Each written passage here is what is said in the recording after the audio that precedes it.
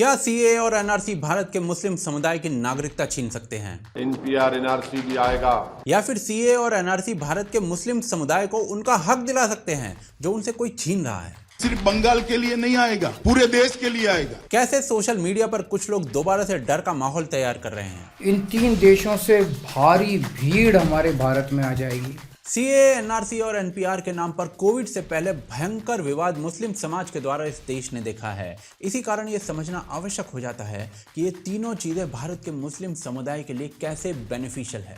तो चलिए आज यही जानते हैं।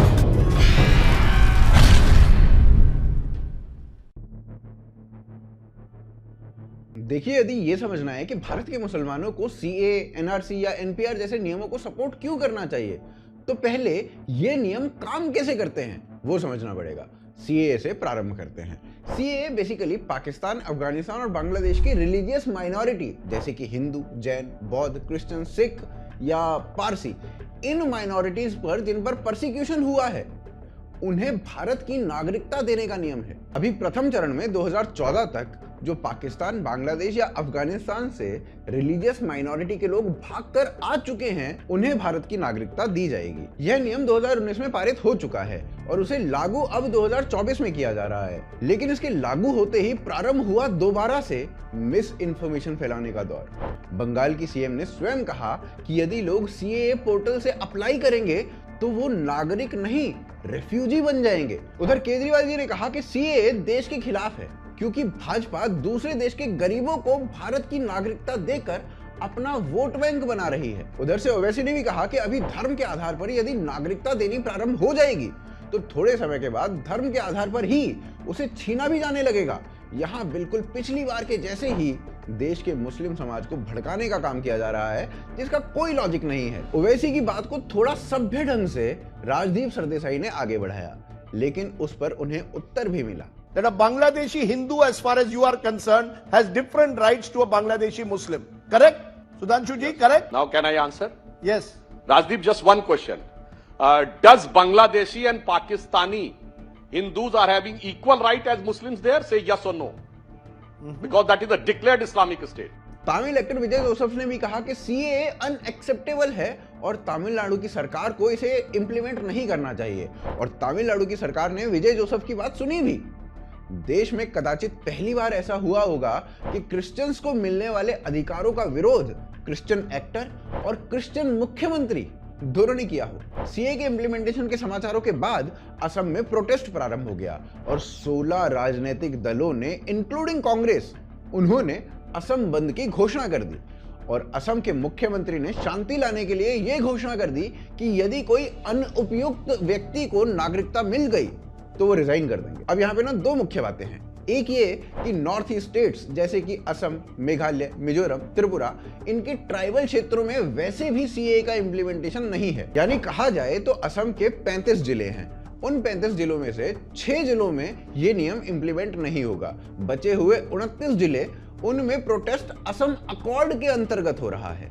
वैसे एक बात ना बहुत अधिक वायरल हो रही है कि अमित शाह की गाड़ी का नंबर CAA 4421 था और इस नंबर को देखकर किसी ने पहले ही प्रेडिक्ट कर दिया था कि 11 मार्च को CAA लागू हो जाएगा और आया भी उसी दिन। अब हो सकता है कि ये ना एक फ्लूक हो, परंतु एस्ट्रोलॉजी में प्लैनेट्स की पोजीशन और गणित के आधार पर कैलकुलेशंस की जाती हैं और कुछ एस्ट्रोलॉजर्स ने फरवरी के आरंभ में ही सीए के लागू होने की भविष्यवाणी कर भी दी थी। भविष्यवाणी मात्र सीए की नहीं हुई, आर्टिकल 370 को हटाने की भी की गई, पाकिस्तान को करारा जवाब देने की और अयोध्या जी में राम मंदिर के बनने की भी की गई। इनफैक्ट राम मंदिर की भविष्यवाणी तो 2017 में ही कर दी गई थी कि 2019 में निर्णय आ जाएगा और 2024 में मंदिर बनके तैयार हो जाएगा। ये सभी प्रेडिक्शंस शॉकिंग थे और सही भी थे, जिसे देखकर उत्सुकता हुई।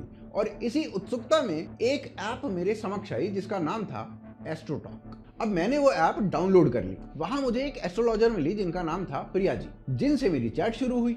अब चैट में सबसे पहले उन्होंने मेरी जन्म तिथि और जन्म का समय पूछा। ये बेसिक सी डिटेल्स देते ही प्रिया जी ने लिखा कि तुम सोशल मीडिया में या जर्नलिज्म के क्षेत्र में काम करते हो।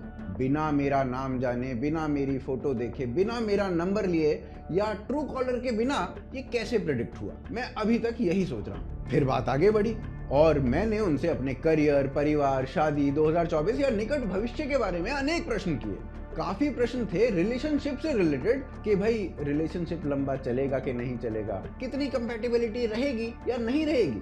अब बात बढ़ते बढ़ते इंटरव्यूज तक पहुंची। मैंने कई बार ये देखा है कि 30-30, 40-40 इंटरव्यूज के बाद भी लोग इंटरव्यूज कन्वर्ट नहीं कर पाते।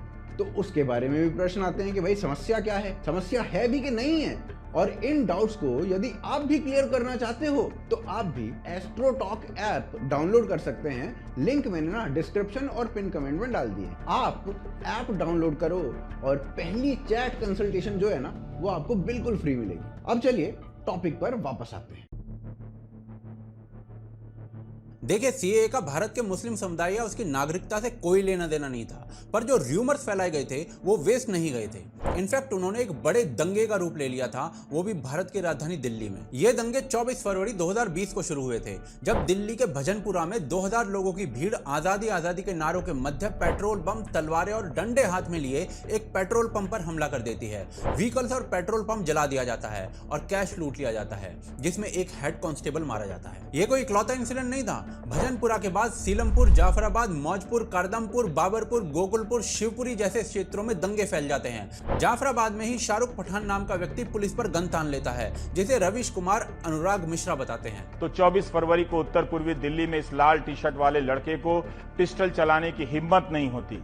पुलिस की हालत यह है कि अभी तक गिरफ्तार नहीं हुआ है। पुलिस साफ कहती है कि शाहरुख है, मगर आप सोशल मीडिया में देखिए अनुराग मिश्रा बताया जा रहा है। शिव विहार में ही दर्जनों घर जला दिए जाते हैं। शत विशत शव जो होते हैं वो गलियों में पड़े मिलते हैं। 170 गाड़ियों के साथ पूरा पार्किंग लॉट जला दिया जाता है। ये सब कुछ एंटी सीए एक्टिविस्ट कर रहे थे, पर रात तक एक दूसरा वर्ग भी एक्टिव हो जाता है। 8:30 बजे एक टायर मार्केट में आग लगा दी जाती है। 25 फरवरी को ये आग और बढ़ गई थी और शाम तक मरने वालों की संख्या 13 हो चुकी थी और अब दूसरा वर्ग डोमिनेट कर रहा था। मुख्य रूप से 3 दिन चले ये दंगे 53 लोगों की सांसें हमेशा के लिए रोक चुके थे और 581 घायल हुए थे। अधिकांश इन दंगों को शुरू करने वाले समुदाय से ही थे, जिसका केवल एक कारण था, सीए के नाम पर फैलाई गई मिस इन्फॉर्मेशन और टीवी पर इन शब्दों का प्रयोग करते हुए लोगों का भड़काया जाना। नागरिकता संशोधन बिल के बहाने हिटलर की जर्मनी की बात हो, असम, कर्नाटक में बन रहे डिटेंशन सेंटर के बहाने गैस चेंबर की मिसाल दी जाए तो आप लापरवाह नहीं हो सकते। क्या आपको वाकई आपके अधिकारों के लिए कोई लड़ने वाला नहीं चाहिए?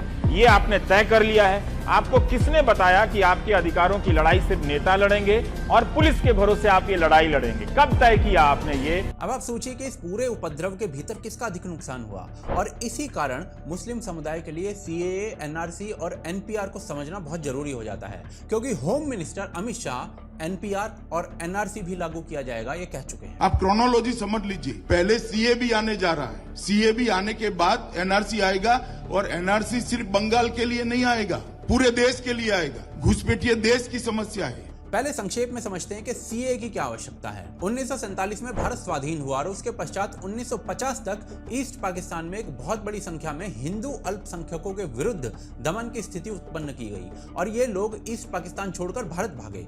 पर भारत में इन लोगों के रहने की कोई व्यवस्था नहीं थी, क्योंकि भारत के बंगाली क्षेत्र में मुस्लिम दमन की स्थिति नहीं थी। 1950 में नेहरू लियाकत पैक्ट होता है, जिसमें ईस्ट पाकिस्तान और भारत दोनों अपने अपने क्षेत्रों में माइनॉरिटीज के अधिकारों की रक्षा करेंगे, ऐसा कहा जाता है। भारत की ओर से ऐसा किया भी जाता है, पर ईस्ट पाकिस्तान की ओर से नहीं। इस बात का प्रमाण ये है कि 1951 में ईस्ट पाकिस्तान में 22% हिंदू जनसंख्या थी, आज केवल 8% है। वहीं भारत में ये मुस्लिम जनसंख्या 4.5% से बढ़कर 2011 में 14% से ऊपर हो चुकी है। 1971 में जब ईस्ट पाकिस्तान बांग्लादेश बनता है तो भी वहां पर हिंदुओं का दमन होता है और बड़ी संख्या में हिंदू रेफ्यूजीज भारत में एंटर होते हैं। पर कुछ वर्षों पश्चात एक नया ट्रेंड देखा जाता है कि बांग्लादेशी मुस्लिम भी बड़ी संख्या में भारत में घुस रहे हैं, जिनकी डिटेल्स आने वाले चैप्टर्स में देखेंगे। अब इन सारी घटनाओं के कारण ये स्थिति उत्पन्न हो जाती है कि देश में इस समय 2 प्रकार के इलीगल माइग्रेंट्स हैं। एक हिंदू माइग्रेंट्स जिनका रिलीजियस परसिक्यूशन हुआ और जो जान बचाकर यहाँ पर आए, दूसरे इलीगल मुस्लिम माइग्रेंट्स जो भारत के संसाधनों का यूज करने के लिए आए। सीएए इन हिंदू शरणार्थियों को भारत का नागरिक बनाता है, क्योंकि पूरे विश्व में केवल भारत हिंदुओं के लिए एक नेचुरल हैबिटेट है। पर ये जो लॉ है ना, वो इलीगल मुस्लिम इमिग्रेंट्स जो केवल भारत में रिसोर्सेज के लिए घुसे थे, उन पर कोई एक्शन नहीं लेता। एनपीआर और एनआरसी कैसे इस कार्य को कर सकते हैं? कैसे एनपीआर और एनआरसी इस एक्शन लेने वाले कार्य को कर सकते हैं और ये कैसे भारतीय मुसलमानों के लिए लाभ का विषय है, वो आगे देखते हैं। देश में कई मुस्लिम संगठन हैं जो ये सब बोल रहे हैं। बात सिर्फ सीए की नहीं है, सीए को हमेशा एनआरसी और एनपीआर के साथ जोड़ के देखा जाना चाहिए। और कदाचित इनकी बात सही भी है कि सीए को एनपीआर या एनआरसी से जोड़कर ही देखना चाहिए, लेकिन भारत के मुस्लिम समाज के लिए एनपीआर और एनआरसी कैसे लाभदायक हैं वो जानने से पहले हमें एनपीआर और एनआरसी दोनों क्या होते हैं वो जान लेना चाहिए, और साथ ही इन्हें कैसे किया जाएगा, इनके नियम क्या हैं वो सब भी जान ही लेना चाहिए। तो मामला थोड़ा गंभीर है, इसलिए इसे ध्यान से और आराम से सुनना। सबसे पहले एनपीआर, वो क्या होता है? National population register. Basically NPR में यूजुअल पॉपुलेशन को रजिस्टर किया जाता है। यूजुअल पॉपुलेशन का अर्थ है एक स्थान पर कितनी पॉपुलेशन रहती है और उस पॉपुलेशन में कौन कौन रहता है। आवश्यक ये नहीं है कि वो रहने वाला भारत का नागरिक है या नहीं। इसका बेसिक नियम ये होता है कि जो भी व्यक्ति पिछले 6 महीने से भारत में एक स्थान पर रह रहा है या फिर अगले 6 महीने तक उस स्थान पर रहने की इच्छा रखता है या फिर दोनों कर रहा है, उसे एनपीआर का हिस्सा बनाया जाएगा। उदाहरण के रूप में यदि कोई यूनिवर्सिटी है, वहां पर रूस से, इटली से या अलग अलग देशों से बच्चे भारत की यूनिवर्सिटी में पढ़ने आए हैं, तो वो बच्चे उस यूनिवर्सिटी में अगले 2-3 वर्षों तक या मिनिमम 6 महीनों तक रहने वाले हैं, तो उन्हें एनपीआर का हिस्सा बनाया जाएगा। अब क्या भारत के मुसलमान भारत में एक पर्टिकुलर स्थान पर अगले 6 महीनों तक रहने की इच्छा नहीं रखते हैं या पिछले 6 महीनों से भारत में नहीं रह रहे हैं? जो नियम रूस, इटली के लोगों को रजिस्टर करेगा वो भारत के मुसलमानों को एक्सक्लूड कैसे कर देगा? तो इस बिल में रजिस्टर होकर उन्हें सिक्योरिटी ही मिलेगी कि यह व्यक्ति इतने समय से यहाँ रह रहा है। अब अगला प्रश्न ये कि एनपीआर कैसे होगा और कौन कौन से डॉक्यूमेंट्स लगेंगे इसको करने में। तो भाई 2003 में जब एनपीआर के नियम बने थे और 2010 में जब ये हुई थी तो 14 प्रकार की इंफॉर्मेशंस पूछी गई थी, और इन 14 प्रकार की इंफॉर्मेशंस में से एक थी बायोमेट्रिक्स। और अब 2020 में जब ये इसको करने लगे थे तो इसमें ना 7 प्रकार की इंफॉर्मेशंस और ऐड कर दी थी, जिसमें से एक थी कि ये बताया जाए कि माता और पिता दोनों का जन्म कहाँ हुआ है, जिस पर सरकार ने ये कहा कि भाई ये कोई ना कंपलसरी प्रश्न नहीं है, जिसे पता है वो बता दे, जिसे नहीं पता है वो ना बताए। अगला आता है कि भाई पासपोर्ट दिखा दो, वोटर आईडी कार्ड दिखा दो, ड्राइविंग लाइसेंस दिखा दो, मोबाइल नंबर दे दो और आधार कार्ड दे दो। अब ये 7 चीजें ऐड कर दी गई। अब यहाँ पे मुख्य बात यह है कि कोर्ट ने ये कह दिया कि आधार देना चाहते हो तो दो, नहीं दिखाना चाहते हो तो कोई दिक्कत नहीं है, मत दिखाओ। तो बस ये बेसिक इंफॉर्मेशन ऐड की गई है एनपीआर में, और जिसमें से मेरे को नहीं लगता कि किसी भी भारतीय मुसलमान को प्रॉब्लम होनी चाहिए। और एनपीआर ना कोई पहली बार भारत में नहीं होगा। इससे पहले 2011 का सेंसस होने से 1 वर्ष पहले यानी 2010 में एनपीआर कराया गया था, और फिर इसका अपडेशन 2015 में हुआ था, और अब 2021 के सेंसस से पहले वाले वर्ष यानी 2020 में एनपीआर होना था, पर कोविड के कारण हो नहीं पाया। तो आई होप एनपीआर क्लियर हो गया होगा और एनपीआर में किसी को कोई प्रॉब्लम भी नहीं दिख रही होगी। अब आगे चलते हैं, एनआरसी की बात करते हैं। एनपीआर में पॉपुलेशन की बात हो रही थी, यहाँ पर सिटीजनशिप की बात कर रहे हैं। और यदि सिटीजन की सरल शब्दों में व्याख्या करूं तो किस देश का पासपोर्ट किस व्यक्ति के पास है, और यदि पासपोर्ट नहीं है तो किस देश से उसका पासपोर्ट बन सकता है, वो व्यक्ति उसी देश का नागरिक है। जैसे एनआरआई रहते तो यूएसए में हैं, पर उनका पासपोर्ट भारत का होता है। तो बेसिकली यहाँ से ये समझ में आना चाहिए कि वो यूएसए के एनपीआर का हिस्सा बनेगा और भारत के एनआरसी का।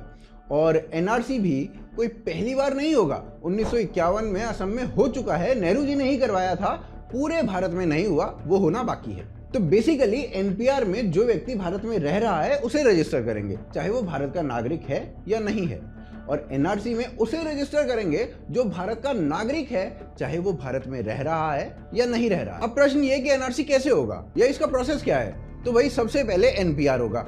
एनपीआर की जो लिस्ट है वो लोकल रजिस्ट्रार के पास जाएगी, जैसे गांव का सरपंच हो गया उसके पास जाएगी। अब उसे पता है कि मेरे गांव में कब से कौन कौन आदमी कैसे कैसे रह रहा है, तो अब वो लोकल रजिस्ट्रार जो है ना, वो इस लिस्ट में कुछ नामों को डाउटफुल डिक्लेयर करेगा, और जिस पर उसे डाउट होगा उसके घर वापस जाकर रिकन्फर्म करेगा।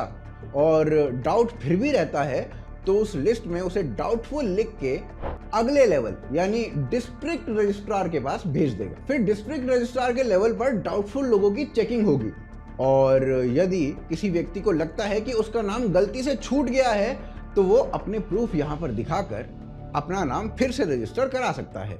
अब एसडीआर को जो कोई डाउटफुल लगता है उसकी लिस्ट भेजी जाएगी डिस्ट्रिक्ट रजिस्ट्रार के पास, जो फिर अपने स्तर पर जांच करेगा और डाउटफुल लोग यहां भी अपने प्रूफ दिखाकर अपने आप को रजिस्टर करा सकते हैं।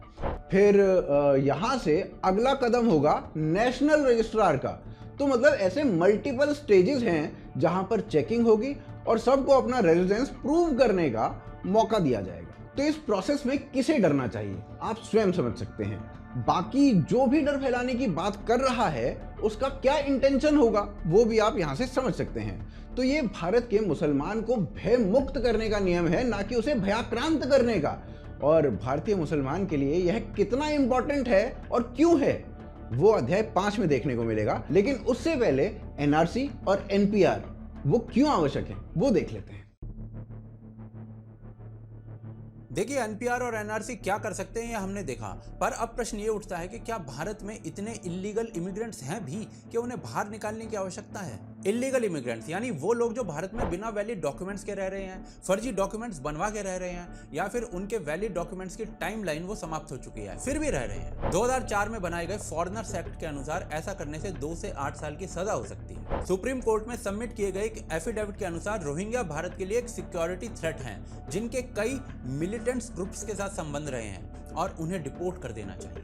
इसी कारण 2005 में जब यूपीए की सरकार थी तब सुप्रीम कोर्ट ने इलीगल इमिग्रेंट्स एक्ट 1983 को रिजेक्ट कर दिया था, ये कहते हुए कि ये एक्ट इलीगल माइग्रेंट्स की आइडेंटिफिकेशन और डिपोर्टेशन में सबसे बड़ी बाधा है। भारत में कितने इलीगल इमिग्रेंट्स हो सकते हैं?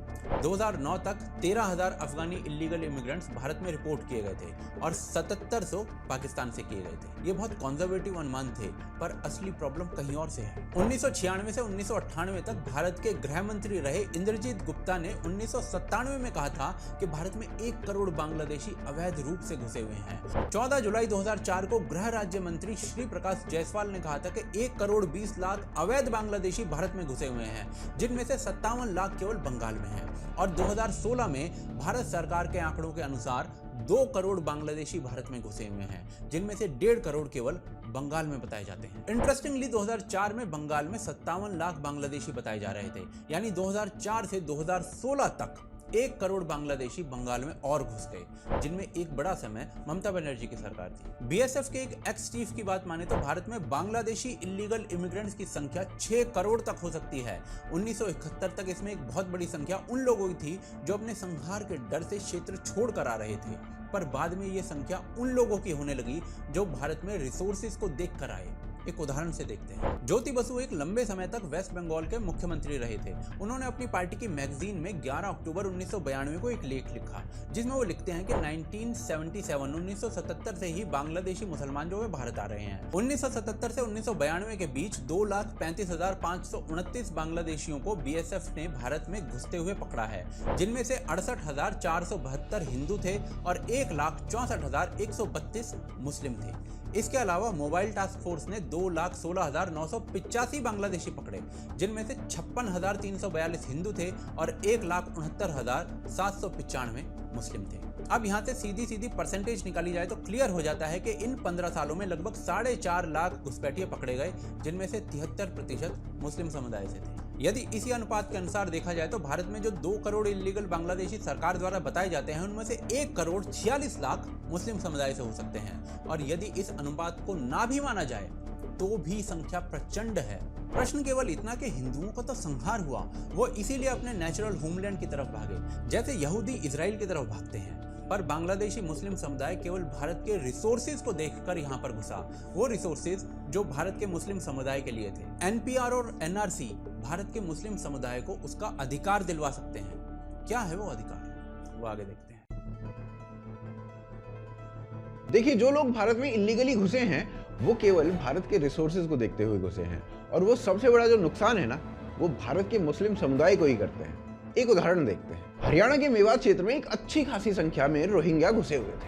भारत के कानून के अनुसार ये जेल में होने चाहिए थे, और हरियाणा सरकार की एक समिति के रिपोर्ट के अनुसार इन लोगों को हेल्थ केयर, पानी, साफ सफाई, एजुकेशन, इन जैसी सभी बुनियादी सुविधाएं दी जा रही थी, और उनका क्वालिटी ऑफ लाइफ किसी भारतीय नागरिक से कम नहीं था। मात्र गुरुग्राम और फरीदाबाद जैसे एरियाज में 6 से 7 लाख इलीगल लोग बताए जाते हैं, और ये लोग उन सुविधाओं का दोहन करते हैं जो कदाचित भारतीय मुस्लिम समुदाय का बच्चा यूज कर सकता था। दिल्ली का उदाहरण देखिए, रोहिंग्या और बांग्लादेशी इलीगल इमिग्रेंट्स फ्री में सरकार से राशन ले रहे हैं। दिल्ली सरकार की फ्री बस राइड का फायदा उठा रहे हैं। सोचिए किसका हिस्सा मारा जा रहा होगा। असम में ये लोग बर्थ सर्टिफिकेट या राशन कार्ड बनवा चुके हैं जुडिशियल स्टैंप्स के साथ। इन लोगों को नौकरी भी मिलती है। सोचिए किसकी जॉब खा रहे होंगे। नौकरी छोड़िए, जम्मू कश्मीर में रोहिंग्याज ने नकली पेपर्स की हेल्प से जमीन तक खरीद ली है। थोड़ा सोचिए भाई, नौकरी और राशन तो इनके सामने बहुत छोटी सी बातें हैं। भारत सरकार के एक डिसीजन के अनुसार रोहिंग्याज को इकोनॉमिकली वीकर सेक्शन के अंतर्गत एक फ्लैट और पुलिस सिक्योरिटी दी जाएगी। सोचिए क्या ये फ्लैट्स भारत के मुसलमानों के नहीं हो सकते थे?